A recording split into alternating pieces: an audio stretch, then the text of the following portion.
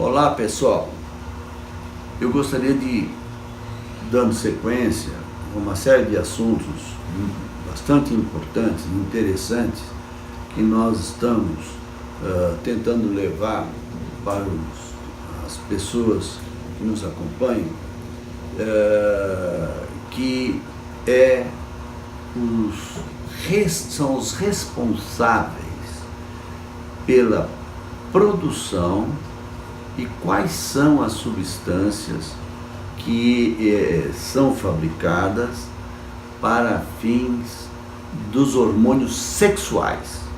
Os hormônios sexuais, de um modo geral, são extremamente importantes, não preciso dizer isso para vocês, mas há necessidade de vocês entenderem as implicações que isso tem desde o começo, lá na região hipofisária, hipotalâmica, hipofisária e a nível dos órgãos responsáveis pela produção desses hormônios executores das funções das quais eles recebem comando. Em primeiro lugar, como eu falei, existe uma substância chamada hormônio liberador das gonadotrofinas. Ela é produzida na região do hipotálamo anterior, ou hipófise,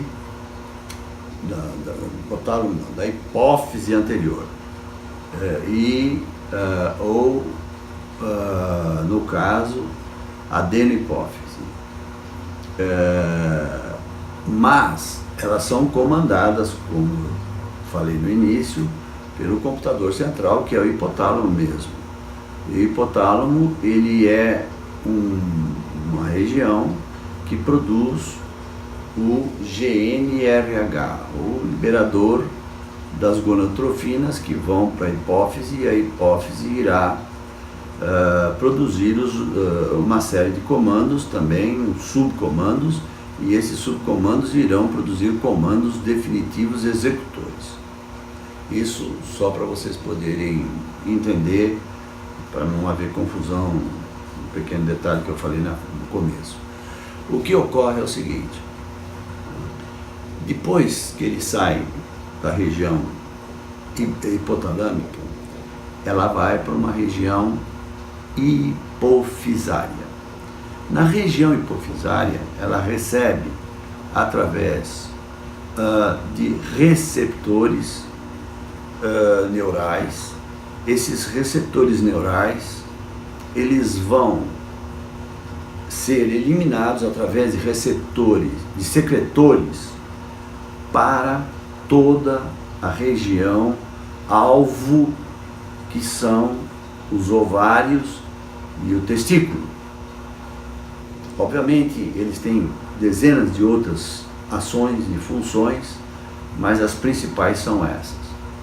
Então, veja só uma coisa: quando ela sai, no caso da hipófise, ela vai produzir uma substância chamada hormônio luteinizante, ou LH, que vocês já devem ter ouvido falar. Outro hormônio que produz a hipófise anterior é o hormônio folículo estimulante, que é o hormônio folículo estimulante, é o FSH. O hormônio folículo estimulante é responsável pela fabricação do estrógeno, e no testículo também. Os dois vão ter uma ramificação que pode ir para o testículo e outra para o ovário. No ovário, a substância vai produzir a progesterona. No caso, chama-se LH. E o LH, ao ser produzido pela progesterona, ele vai ter uma importância extremamente importante e significativa na região do ovário e também no testículo. No caso do testículo, as mesmas substâncias irão ser produzidas. No caso, por exemplo, o estrógeno será produzido a nível de ovário, mas também a nível de testículo. Óbvio que depois da caracterização sexual, ela vai produzir uma menor quantidade de estrógeno no homem e uma maior quantidade na mulher, proporcionalmente. E a testosterona, que é a substância, todas elas são androgênicas, ou seja, uma pode se transformar na outra e vice-versa, e ela irá, no caso do testículo, ela irá secretar para formar o espermatozoide, e o espermatozoide vai ser eliminado através da região prostática, com o líquido seminal, e vai ser eliminado na atividade sexual. A mesma coisa ocorre no caso da mulher. A mulher, ela irá formar o óvulo, e o óvulo vai ser eliminado principalmente pelo FSH, e ao romper a cápsula, ela vai correr um ducto chamado ovoduto ou trompa de Falópio. Esses detalhes são extremamente importantes. No caso da mulher, por exemplo, quando ele elimina o óvulo, ele vai correr o ovoduto e vai no terço proximal, perto do útero. Se por acaso encontrar o espermatozoide, ele vai fecundar. Se não encontrar o espermatozoide, ele não irá fecundar e vai ocorrer o que todo mundo conhece como menstruação, tá certo? Que é uma queda brusca da progesterona. Agora, no caso, aí vai se fixar, se por acaso encontrar o espermatozoide, na porção superior de um dos lados no caso do útero, e vai formar a placenta e o futuro feto, etc., sem encontrar o espermatozoide. No caso do homem, apenas ele vai entrar com o espermatozoide, tá certo? E tem que ser em torno de pelo menos 200 milhões de espermatozoides, o qual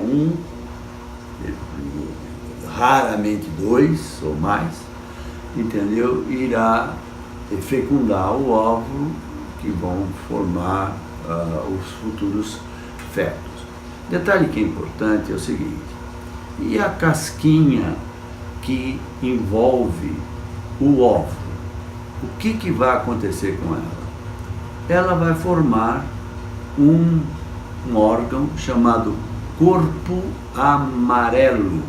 O corpo amarelo, ele é secretor de hormônios, e ao ser secretado hormônios, ele realmente vai fazer com que haja uma produção normal de cada corpo amarelo, mantendo as doses corretas de cada um dos hormônios necessários para que ocorra todo o percurso e a fecundação e todos os detalhes que são importantes. Esse sistema é extremamente importante e tem uma série de variantes nesse meio todo, porque isso começa desde o amadurecimento na fase infanto-juvenil até, no caso, a primeira menstruação, chamada menarca. Posteriormente, o próximo, no caso do homem, vai ser a primeira ejaculação. E no caso da mulher é muito evidente, porque a menstruação, ela é um sangramento. No caso do homem já não é um sangramento, no caso do menino, né? Não é um sangramento, mas sim uma eliminação, vamos dizer, de líquido seminal, que é incolor, é muito difícil de detectar, diferente do que ocorre na mulher.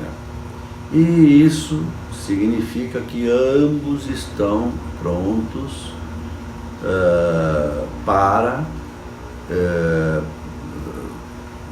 reproduzir, né? Formar um feto quando acontece já a eliminação, no caso do homem, o amadurecimento do espermatozoide e eventualmente promover uma gravidez. Isso são detalhes extremamente superficiais, mas só para vocês entenderem que é possível controlar isso, é possível você atrasar a puberdade, é possível uma série de coisas, mas isso nós vamos deixar para discutir num outro vídeo no nosso canal, só para vocês terem uma ideia. Eu estou tentando explicar de uma maneira bem simples, porque realmente a gente sabe que isso não é muito fácil de entender.